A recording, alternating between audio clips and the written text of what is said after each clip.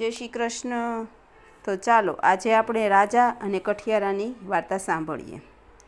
કોઈ એક મહાન સંપત્તિવાળો ચક્રવર્તી રાજા હતો। બીજા અનેક માંગલિક રાજાઓ એની આજ્ઞામાં રહેતા હતા। તે ધર્મ પ્રમાણે પ્રજાનું પાલન કરતો હતો। તે આખી પૃથ્વીનો પતિ હતો। તો પછી તેની સમૃદ્ધિની તો વાત જ શી કરવી। એક વખત તે ચક્રવર્તી રાજા કેટલુંક સૈન્ય લઈને વનક્રીડા કરવા ગયો। વનમાં તો રાજાએ અતિ સુશોભિત વૃક્ષ લતાઓથી આનંદ પામીને ત્યાં સૈન્યનો પડાવ નાખ્યો। ત્યાર પછી પોતાના કેટલાક અંગરક્ષકો વગેરેને સાથે લઈ અશ્વારૂઢ થઈને તે વનમાં મૃગયા કરવાને નીકળ્યો।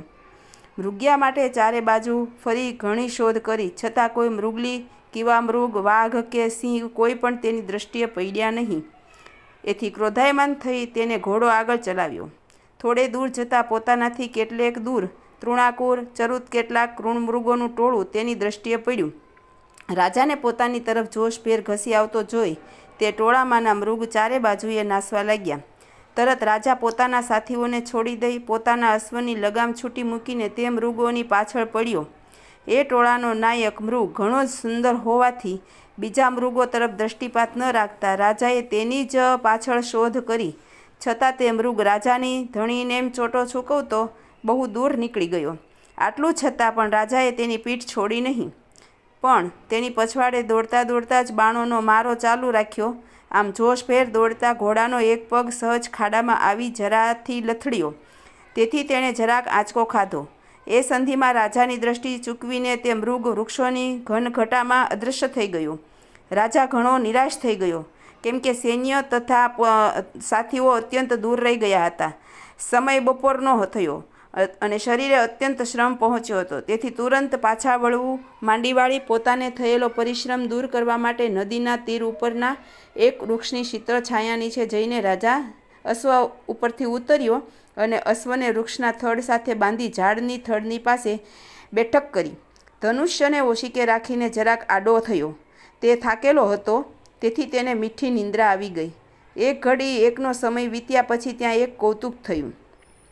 પાસેની વૃક્ષોની ગાઢી ઘટામાંથી સ્ત્રીની આકૃતિનું એક જંગલી પ્રાણી એકાએક દોડતું રાજાની પાસે આવ્યું અને તુરંત રાજાના બંને હાથ પકડી તેને પોતાની પીઠ પર નાખીને તે સપાટાબંધ પાછું તે વૃક્ષોની ઘટામાં અદૃશ્ય થઈ ગયું।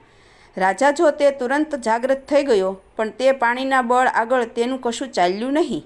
તે જંગલી પ્રાણીએ રાજાને એક નાનીશી ગુફામાં લઈ જઈ ત્યાં બેસાડ્યો અને તેના બારણાને એક મોટા ભારે પથ્થરથી બંધ કરી દીધું। રાજાએ ગુફામાં જોયું તો પોતાની જેવો જ પકડાયેલો એક બીજો પુરુષ પણ ત્યાં હતો। તેને જોતાં રાજાનો ગભરાટ આગળ કરતાં જરાક ઓછો થયો। પછી તે તેની સમીપ જઈને બેઠો।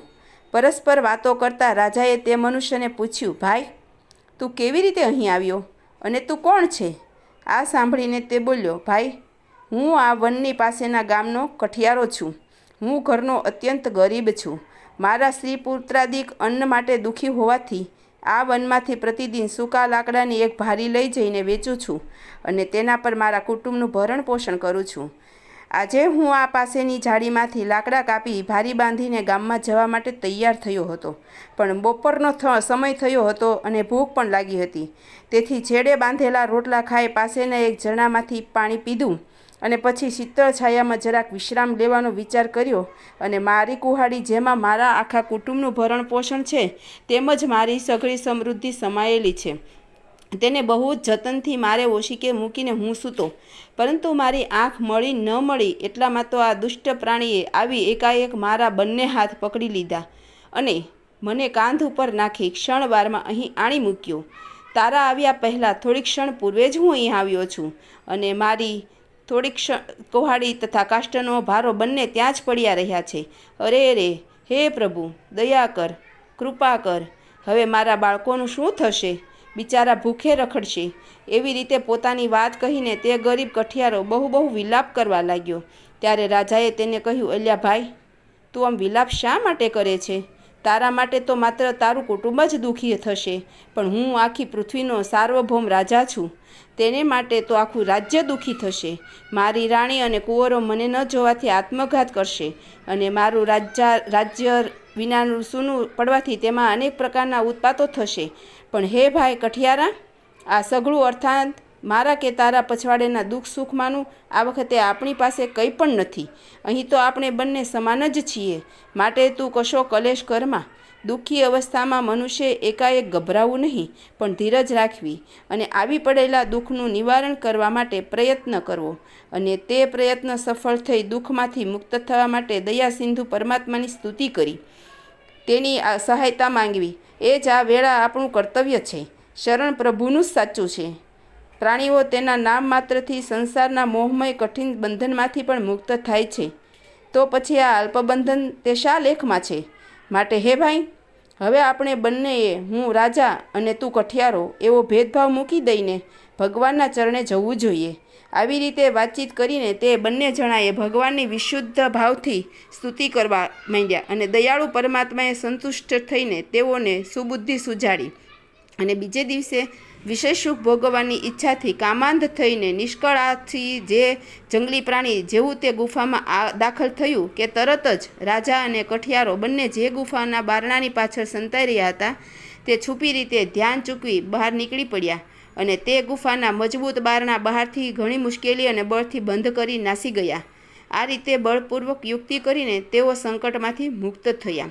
હે શિષ્ય, ઈશ્વરરૂપ રાજા અને જીવરૂપ કઠિયારો બંને જેમ એક ગુફામાં પુરાયાથી અને તેનાથી ઉપાધિ રાજ્ય અને કઠિયારાની ઉપાધિ તેથી વહાલી કુહાડી, રૂપ રાજ્ય તથા કુહાડી જ્યાંના ત્યાં પડ્યા રહેવાથી બંને સમાન દશામાં આવી પડ્યા હતા.